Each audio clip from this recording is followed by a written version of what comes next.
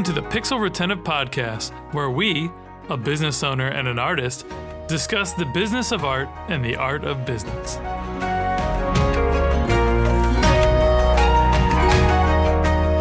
Hey friends, I'm Carl, founder of Epic Made. And I'm Ross, creative director at Epic Made, and we're the hosts of the Pixel Retentive Podcast, where we share our thoughts on creativity, art, and business. Past guests include Marcy Selsberg of Blah Blah Blah, Linda Yuan of Mod.io, and Gage Mitchell of Modern Species and Evolve CPG. We're forever grateful for the sponsors of our podcast, and we are always looking for more sponsors, hint, hint. And as always, this episode is brought to you by the creative gurus at Epic Made. Epic Made is a collaborative of expert artists and animators who help brands tell powerful and engaging stories. We've demonstrated our expertise in visual storytelling, fantasy pop culture, and detailed world building in collaboration with some of the biggest entertainment brands on planet Earth, including Sci-Fi, Nickelodeon, TNT, and more. Visit getepicmade.com and let's collaborate on your next creative campaign. So with us today, we have Raphael Paulin-Daigle. I say that right? Yep, you did. Fantastic. So Raphael is the founder and CEO of SplitBase, a conversion optimization and landing page agency for DTC e-commerce brands, where he's helped brands like Dr. Squatch, Hyperice, and L'Oreal add millions to their bottom lines. He is also the host of the Minds of E-commerce podcast, where he interviews founders and executives of top e-commerce brands about their growth strategies. Welcome, man. Glad to have you. Thank you. Yeah, excited to be here. Heck yeah. So let's start just real quick with what is a DTC e-commerce brand? Yeah, DTC. I mean, I think that term is overused at that point, but it's direct to consumer, right? So I think we really saw the rise of the term with like the Allbirds and the Casper that were like, we cut the middleman. And right. Now it's funny because you have all these brands that call themselves DTC who sell in retail stores through middlemans, but hey, right. It sounds like industry people associate to it. So I guess it's being overused. Makes sense. Makes sense for sure. Cool. So before we jump into today's topic, we usually do a couple little quick questions so our audience can get to know you a little better. So the first one on our list here is, how long have you been doing this and what brought you to your industry? Yeah, good question. I have been personally, before even SplitBase existed, I've been doing conversion optimization for about 12 years or so. And how I got into it was a bit by accident. I think I was very eager to start a business. I was a little too young to start most types of businesses, or I just didn't know how. I was in high school. And I was just really, really frustrated by the fact that I don't know how to start a business. And then I think, as I kind of got introduced, in my hometown to, other entrepreneurs and mentors, they were all pretty much in like the digital marketing and tech and SaaS industry. And I kind of got like exposed to that gradually. And over time, I realized, well, hey, the one type of business that I can launch is something that's online. Probably something that's related to marketing, because I feel like I'm, a creative person. I love creating. I love, anything that has to do with creating. I just love it. So marketing was something that just appealed to me so much. And there you go, And then, fast forward maybe a couple of years, but I'm trying to launch businesses. I have no idea what I'm doing. One of them was a sort of marketing consultancy, marketplace sort of thing. And that introduced me to conversion optimization. I really discovered all the types of digital marketing when I was doing that, including conversion optimization. And that's when I started freelancing as well in digital marketing. And eventually I realized, hey, like, I love this. Like, this one thing called conversion optimization, out of everything, like, this is what I love doing the most. Thank you. And then, eventually I created SplitBase. I love it. Yeah, you just find your way as you're just searching around. Not all who wander are lost, Exactly. You're just exploring, right? So I love that. At one point, you do get impatient, though, because you're wondering, where's where's that destination? No shit. But Yeah, I don't know if I found the feeling destination yet, but I found feeling the like first you're step. lost, feeling like you're lost, and being lost are different things. Totally. Exactly. Good Dude, point. similar story over here, man. I knew I wanted to be an entrepreneur like out the gate, third generation. Like my grandfather, my father, right? I Oh, knew I wanted to do my own thing. And yeah, I started my first company, no clue, like yep, losing money, getting behind on taxes, like that, like all the things you could do wrong, I've yep. done it wrong, so I can relate. All right, cool. And that's how you learn. That is right. You learn that lesson the hard way one time, and you never forget. Hmm. Like,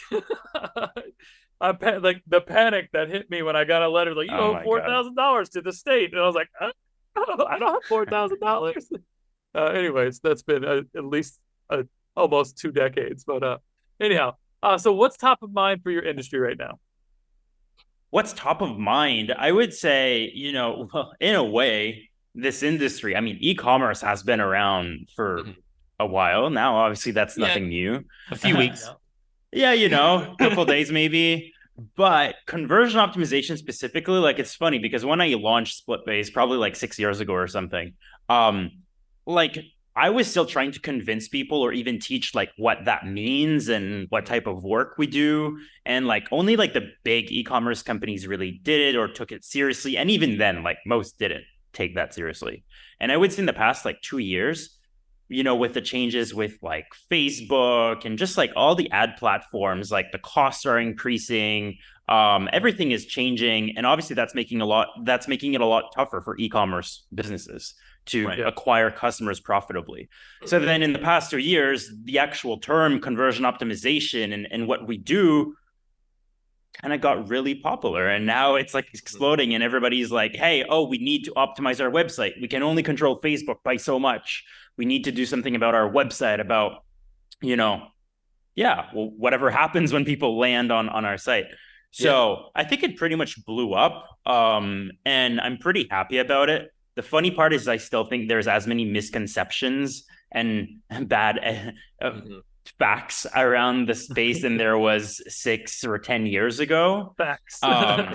Exactly.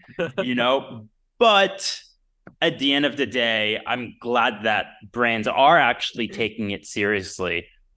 Still doing just the same type of education, but at least now people know they have to do it. Right. For sure. I remember back in the early 2000s, we were doing websites a lot back then as well, and someone was like, "Oh yeah, they showed all this data on like this, like if you take the button and you make it yellow and you put a red outline around the thing, and it was like all this like A/B split testing on like Yes. what has a higher conversion rate, and it was like this final thing was the most atrocious, horrible Oh looking my thing. It God. just gouges you in the eyeball when you look at it, and as from a and I'm coming at it from a design perspective. Like I'm Yeah. never putting that on a website. Like that looks so Yeah. bad. Like, but it converted more. So I don't know. But I actually love the fact you're talking about that, because that's the thing. If we kind of look at the progression of the industry, I think like the bad applications of optimization was kind of like that, right? It's like, Mhm. a lot of brands or small companies misunderstood and kind of threw, their own brand or design guidelines to just shove a bunch of tactics or timers or Yes. random shit, Yeah. because apparently that helps with conversion. Maybe, but I don't know how that helps with your brand long term, right? Right. Um, and then we transitioned into a point where it was all about design. And that's when like direct to consumer e-commerce started appearing, right? It was like, oh, look, we're making mattresses, but we look so sexy compared to, Yeah. the old alternatives. So then everything became about design and who's got like the sexiest design. Mhm. And then eventually, well, then people realized, hey, we can't make money just by looking good.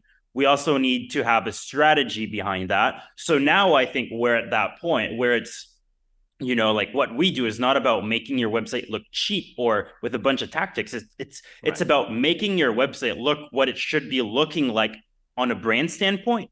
Mhm. But on top of that, it's making sure that it's architected and has a strategy behind it that will make people buy. Yeah. I mean, Right. So there's now we're there finally. there's a point where Love it. we've kind of explored both extremes, Yeah. right? And so the industry's kind of taken the pure tactics approach and then the pure surface sort of Yeah. aesthetic approach. and neither one of them is the ideal solution. So Exactly. we're finally at a point where we're merging the two, Yeah, at least more commonly. It's the old adage of merging form and function, right? Like Yeah. if the function Yes. isn't there, the form is irrelevant. Like if you need this tool to do a thing and all it is super pretty, nobody cares, right? It's like Yeah. having a spouse that's like super attractive with no actual support system of being your partner, right? Like Yeah.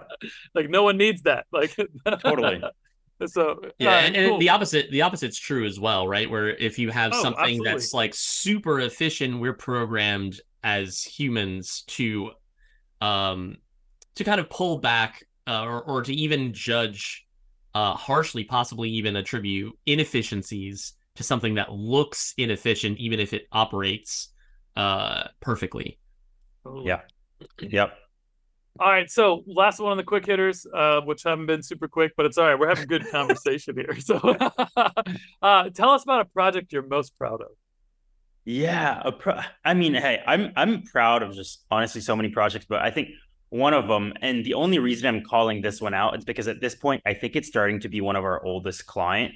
And that one would probably be Dr. Squatch, which is just like a brand we started working with when they were super, super small, and now like they're advertising on the Super Bowl. It's been Right. 4.5, maybe close to 5 years. I would actually have to check the date, but it's been at least 4.5 years at this point. We've been working with them nonstop. We're still working with them today. And I just think it's super cool, how, I think it's the first brand we saw grow from such a small point to such a big point in such a short amount of time.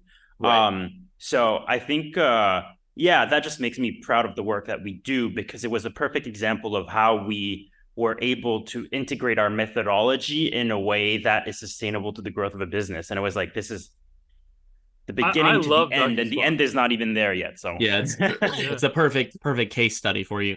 Yeah. The commercials for them about putting chemicals on your balls are just amazing. They're great. They're great. It's so great that that's a brand you guys work with so much. I've seen them grow over the past few years, right? Right. And I'm like, I'm a huge like grow my own food, sustainable nature, organic, everything. Like, so like I actually really appreciate that brand and love their soap. So that's cool. Yeah. That's one of your clients. So. Got some Sasquatch. Yes, on some brand. Headgear. On brand. Perfect. We planned it that way. It's almost like we planned it. That's one of our themes in the business. Yeah. So on this episode of Pixel Retentive, as we have been, we're kind of just discussing the best practices and growth strategies for e-commerce in general. And I was super excited to have you on the podcast, Raphael, because my wife is like, as of the day of filming, is working on starting her own e-commerce brand, and it'll probably be out by the time this episode launches, called Mystic Mementos. And I'm super excited to learn kind of the ins and outs of kind of like what you see to be important in in that field. I think it can help a lot of our viewers and sort of tangential clients through Epic Made with additional strategy and support beyond just the visual side of it, which is what we mostly handle at Epic Made. Yeah. So if you could kind of boil down like 1 to 3, like the biggest things, right? Like the staple pieces of advice, what do you think they would be? Yeah. So number one thing I would say, like, this is going to sound so obvious, but it's still number one. It's still my answer. It's always obvious when you know what it is, but true. I would say the number one thing, right, is and this is for brand of any size, but your website's conversion rate, like how people decide to buy from you, is going to be heavily influenced by the entire experience you provide to your customers. Like, this goes beyond just like having different pictures or writing a certain thing on your site, right? Like, I see like a lot of brand starter, a lot of our like super successful clients, right? Like, if there's one thing that most of them did in common, is that they managed to provide a phenomenal brand experience all around. And it doesn't mean you're perfect at everything, right? But like, I would say Some were really, really good at just, providing customer service in the beginning. And obviously some, like, not all brands have tons of customer service, but, sometimes it's customer service. Sometimes it's just about, how you're communicating with your customers, with, the messaging about like, who are you as a brand, right? Like just kind of like, I think people have to stop thinking about their websites as being like just a transactional mechanism. It is really like your store. It is everything, right? So how would you welcome customers if you were in a physical store? What's that experience like? What should customers experience think? What questions are they going to ask? That better be on the website as well, right? Right. So I think number one thing, treat your customers as humans and not like numbers. Because when we look at our Shopify dashboards, yes, everybody's just a number. But the truth is there's always a human behind that screen. So if I can get a bit more technical, I think number two would be to actively seek feedback from your customers. And it's very similar to the first thing I said, but this is probably the number one thing that helps us create an impact for our clients. Because when we have brands that come to us and they're like, hey, we feel like we could improve our conversions, we feel like we could sell more, but we don't know what to change in our site. We're like, well, we're not magicians. We don't have a crystal ball, so we can't actually guess. But here's what we're going to do. We're going to survey your customers. We're going to talk to your customers. We're going to ask them questions like, what's going on in your life that made you buy this soap, whatever, right? And so really just making sure you have a lot of touch points, seeking that feedback. What questions do you have? What questions did you have when making a purchase? Like really being proactive about asking questions like that will help you understand what needs to be addressed on your website. And I would say that is the number one part of our methodology, really. It's seeking that human feedback that helps us determine what should go on a website. So I would say that's number two. Number three, slightly different. I would say a lot of brands are, releasing products, let's just use soaps as an example, right? Let's say it costs $10, right? There's always an opportunity to guide your customers through things like bundles, starter sets, things like that. This is something that we think of a lot when we work with clients. Sometimes people are just selling a lot of soaps, for example, but hey, maybe people want to try all the different scents. Maybe if you're selling shampoo, you have shampoo and a conditioner, and maybe you have like an aftercare or whatever. Well, instead of trying to sell people on each individually, why not just approach it as like, hey, you will get the best results through this bundle. And that's a great opportunity for brands just to make more money from the first purchase. Obviously, have better margins on that end. But also, like when you think about it, if you truly think that 3 of your products are going to help the customers get a better experience, overall, it's not even about money at the end of the day. Like if you want to provide your customers with the best experience possible about your brand, maybe that's the bundle you have to sell them. So why not create that type of bundle? So yeah, bundling is huge. Yeah, that makes so much sense. And it's something, it kind of goes back to all 3 of these things are logical, right? Like they make sense, right? They're there and they're relatively obvious. And the first 2, I could have probably told you were part of this. I had never considered the idea of bundling being like a core pillar of it, that like it's where a lot of people are losing money. And that makes a lot of sense because my head goes to add-ons, right? Like my head. So I'm from before doing art. Like I've wanted to do art since I was in like 7th grade as a career. But obviously that doesn't work out when you're just out of high school or just out of college. And so I come from sales in cell phones. And at this point, it's like a decade behind me. But the biggest thing that they do in that is they don't bundle stuff together. They do add-ons. Like, so you buy this thing and then you also want to buy this because it kind of goes together. And so that's where my head typically goes with e-commerce, but it's probably leaving money on the table compared to just saying, hey, buy this one-stop shop package that has everything in it. You don't have to feel like you're being sold something else on top of it. You've already made the choice to buy one thing, and that one thing happens to be your total solution. Yeah, and like I'd say like both approaches are valid, right? Like and we build like add-ons and things like that for our clients all the time. But when you think about what you want to sell to your customers at the end of the day, it's not a product, it's an outcome, right? Like people are not buying a shampoo just because they want to buy a liquid shampoo. They want to buy something that will clean their hair and make it smell good, whatever. Right. So, hey, I think, add-ons are fantastic, but sometimes just selling the whole solution is also a phenomenal way to go about it. And my best advice is obviously test it.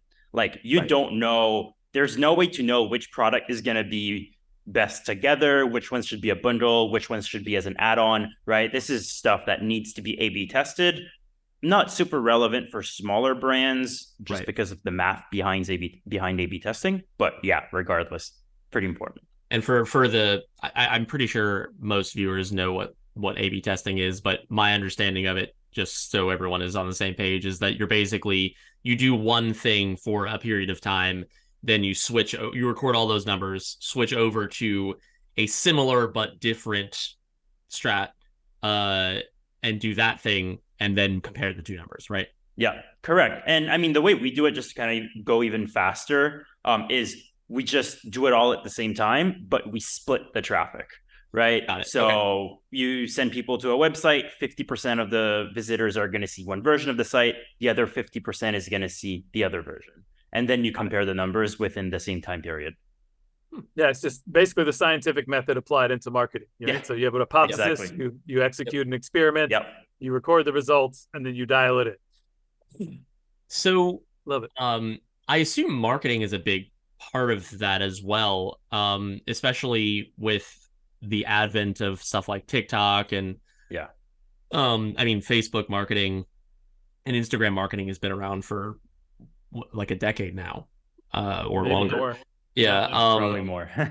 So, and I've actually seen quite a bit of advice on from sort of self-proclaimed gurus on several of the sites, basically saying that marketing individual products from your site and things like that, a lot of the time it forces your audience to be seen as consumers, as numbers, rather than kind of marketing the experience or marketing the story or the solution, or even just creating content that has nothing to do with the product but sells the experience or sells the lifestyle. Like, do you feel like that's good advice, or is there more nuance to it that I'm not covering? I think there's a little bit of nuance, but I think I mean it is not entirely true. It's not entirely false. And that's my opinion, right? What I would say is, at the end of the day, everything you said is true, but you need to have the other part as well to balance it out, right? We all know that, a purchasing decision is very often, especially when we talk about consumer products, right? It's due to emotions twice as much as due to logic, right? We know that emotions are very important, probably more important than logic. But the truth is, if it's all about emotions, but there's no logic, there's no explanation about how this stuff works or how this product is going to get you to this outcome, result, whatever, right? People are not going to believe it. But if it's all logic, you're going to be lacking that emotional factor to motivate people to go ahead and buy it. So what we always want to do is there's going to be a balance. What is the right balance? It depends on your product. It depends on how much people need that product, right? Like if somebody cuts themselves and they need a Band-Aid, they need it right away. They're not going to question it much. That's selling to the logic side of it. Whereas something like a candle, for example, that's a commoditized thing. You need to sell the emotion more the emotion, the scent. People need to imagine what it's like. But also, people are going to be probably going to be looking at price. And if it's like a super expensive candle, at one point you get to a point where it's mostly emotional. Like somebody paying $100 for a candle, there's like, they want to make sure it's good quality, of course. So there's still some logic, but a lot of it is going to be on the emotional. But if we talk about just any other type of candle, like people still want to know like what type of wax is used, what type of wick, right? Maybe it's not everyone, but people are still going to be concerned about burn time, maybe at minimum. Sure. Right. That makes sense. Yeah. And I, because we've been talking about Dr. Squatch, but like they do that really well, right? They got you in the woods with some dude that looks like he goes camping all the time, but he still wants to be fresh, and he talks about like cleaning his body and then bringing in the Sasquatch mascot. All that's funny and whimsical and isn't really directly related, but it entertains you and it becomes an unforgettable piece of marketing, right? Like no one else markets like that. Right. Like, and then they back it up with, hey, here's the facts, right? Like we don't have these chemicals, we don't have this crap, like this stuff. These are literally carcinogens. Why would you put that on your body? Like, and that's not in our soap. And like, so I absolutely that balance again of form and function, I think is right. So. Yeah, it's not just a funny video. The funniness aspect captures your attention and gets you entertained, but then they actually give you reasons to buy, right? Totally. Right. Who makes those videos? Do you know, by the way? Yeah, it's Raindrop Media. I don't know if media is actually the last part, but it's Raindrop. Okay. They make a lot of videos for a lot of the funny videos you see coming out of e-commerce companies. Like they do a bunch. They're great guys.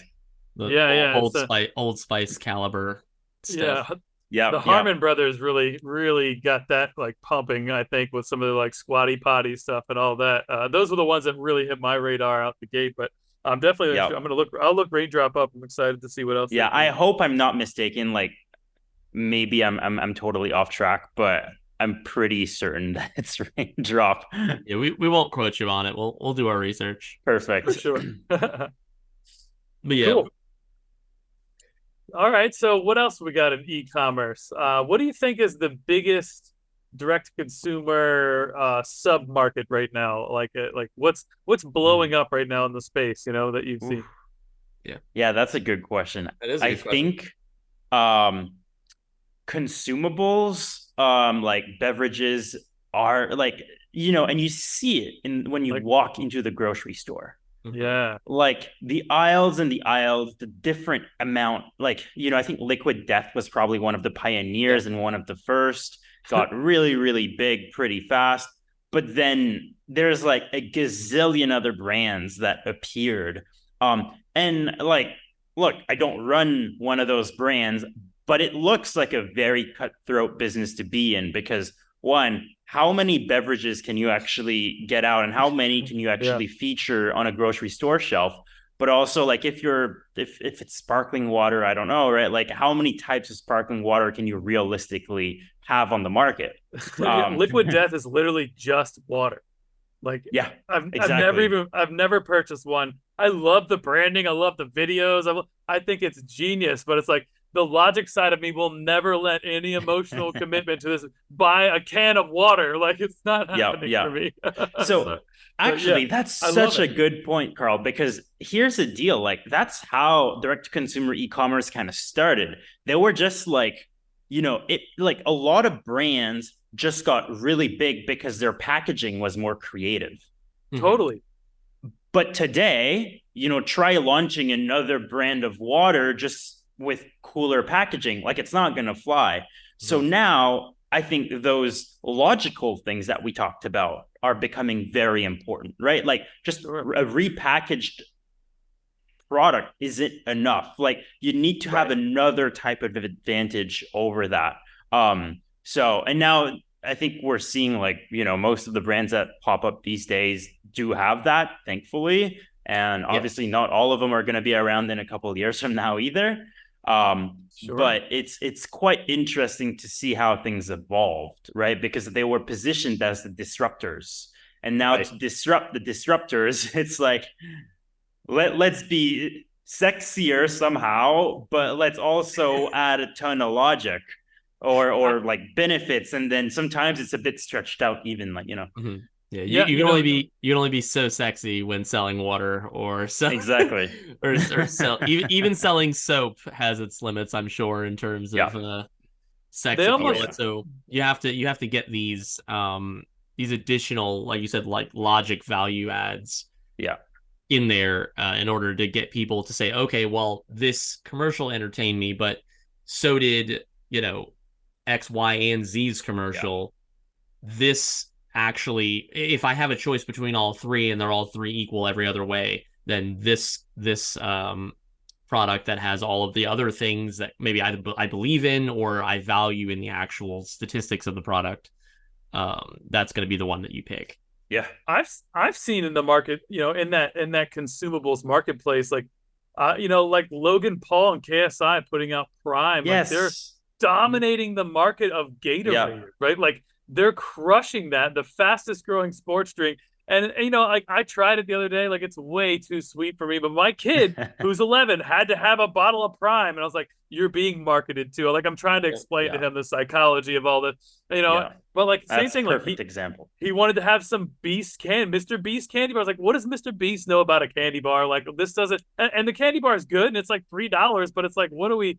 But like, I'm seeing a lot of personal brands, influencers really Yes. jump into this space and just leverage the shit out of these multi-million captivated audiences into like, hey, I made a sandwich or I made a sports drink. Like, it doesn't matter if they're qualified in any way Yeah. to do this. They're lending their audience and their credibility to this consumable thing, and then they're showing up with a product that is good, which is just it's all in an interesting way. I think that market's going through. Yeah, it's funny because I guess, yeah, for them, that's kind of the logic, I guess, for these brands, right? Like they, but also like not everyone starting a direct consumer brand have, the following that Mr. Beast or Of Logan Paul course. has, Right. right? So that's their unfair advantage, I would Mm-hmm. say. Sure. And they can market using that. Most brands can't. But it's really interesting because at one point, I do think we're also reaching a sort of saturation where, like, for example, every celebrity imaginable started a makeup line or a Mm-hmm. skincare line, it seems like in the past couple of years. And at that point, I don't know if just the celebrity factor is enough. And if it's enough, like they have to be major celebrities, like your B-list or, a C-list celebrity or just random influencer. Like for them to really make it in such a crowded space, like they'll have to Oh do yeah. more than just slap their names on it, Right. which Oh, a without a couple doubt. years ago was probably enough, but now it's definitely not enough. So I if mean, you have something, and so you say you're not an influencer and say you're not a celebrity, and you have something as mundane as soap, you Yeah. know, how do are there any like tricks to potentially shortcutting some of the hardships of like, oh well, how do I get a following for something like this Right. from zero, right? Yeah. other than a big bag of money from your rich uncle, Right, that yeah, Yes. sure. Well, I mean, I would never get into the soap business or beauty business exactly for those reasons. I Right. think we're at a point where it's so saturated, it's hard to find the differentiating factor. Mhm. I'm saying Right. that, and obviously there's still going to be new ones that are going to appear and make a Yeah, killing. of But course. I would say I think the what I would do, right, is to try to find a niche. Like if you try to appeal to everyone, again, like that's not going to fly. But if you focus like what is an underserved niche that you can target with that product? And I'm not just talking about demographics or style or whatever, but like, Right. is there a very specific skin concern that your soap Ooh. helps with? Right? Is there a very specific identity, to your brand that a lot of people can relate to? And, that's a market that's not too crowded. Like I think there's a lot of ways to go about it. I would still prefer to go with the niche that has a need that hasn't been solved for that much. Right. But as you start to dominate a niche, right, that's when you can kind of build that community around the product. And as it scales, it's going to be easier to scale because you'll have traction at least in one area.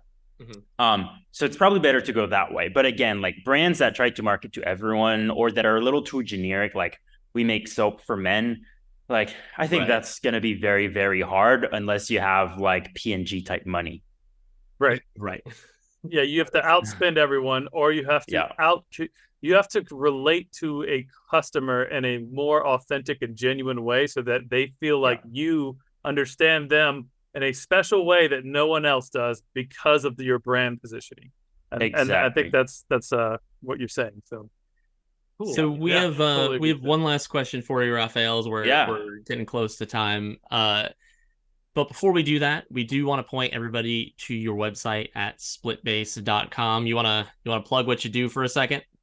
Yeah, so SplitBase, we're a conversion optimization and landing page agency for e-commerce brands. We, in other words or simpler terms, we help e-commerce companies make their websites better so they sell more online. Oh yeah. Love it. Perfect. And so at the end of our show, we usually like to have our guests kind of spread the love and give a shout out or some sort of recommendation. Did you have anybody in mind or anything in mind? It could be software, it could be a person or inspiration you want to give a shout out to. Yeah, there's one person who's top of mind, and I actually don't have his book behind me. I wish I did, but For shame. It's one of my first mentors, Dan Martell. He's big in the SaaS software space, but he just released a book called "Buy Back Your Time," I believe. Again, don't quote me on that. But honestly, Dan as a person is one of the person who shaped me in terms of who I am as an entrepreneur today, because I literally grew up next to his house in small town Moncton, New Brunswick, Canada, population of like 100,000 people, which is quite random. And he released an incredible book lately that helped me just be so much smarter with how I spend time in my business and how I operate, how I work with my assistant as well. It's probably the book lately that I've sent to like the most people or recommended the most. And I was talking about that to someone else earlier, right before this conversation. So that was pretty top of mind. Heck yeah, that's awesome. We appreciate that. Super cool. That's funny because in the agency mastery with Jason Swank, which is how we met, and shout out to Stacy Green for connecting us, who the director of happiness at the agency mastery. Jason sent that book out by Dan Martell to everybody, I think, like earlier this year. So I have that book as well. I actually linked it to one of my buddies who's an entrepreneur. It's a great book. So it's great. So shout out to the Agency Mastery 360. It's been a great space to bring entrepreneurs like us together and collide ideas and help each other grow and scale. It's a beautiful space. So heck yeah. Cool. So guys, we have been talking with Raphael. I wish I could remember how to say your last name. Correct me on that, Raphael, real quick. Paulin-Daigle? Yeah, you got it. All right, Paulin-Daigle. Raphael Paulin-Daigle, who is the founder and CEO of SplitBase. If listeners want to follow up with you directly, so like a LinkedIn or social media of some sort, where should they go? Yeah, Linkedin, Twitter, it's R Paulin-Daigle, literally just R, and then my last name. You'll have to probably look it up. But I would say Twitter and LinkedIn are great spots. We'll have your last name on the screen. Awesome. Cool. All right. Thanks so much, man. And until next time, everybody, appreciate you guys tuning in. Thank you so much for having me. We really hope you enjoyed the show. Please like and subscribe to join us on our next journey through the world of art and business on the Pixel Retentive Podcast.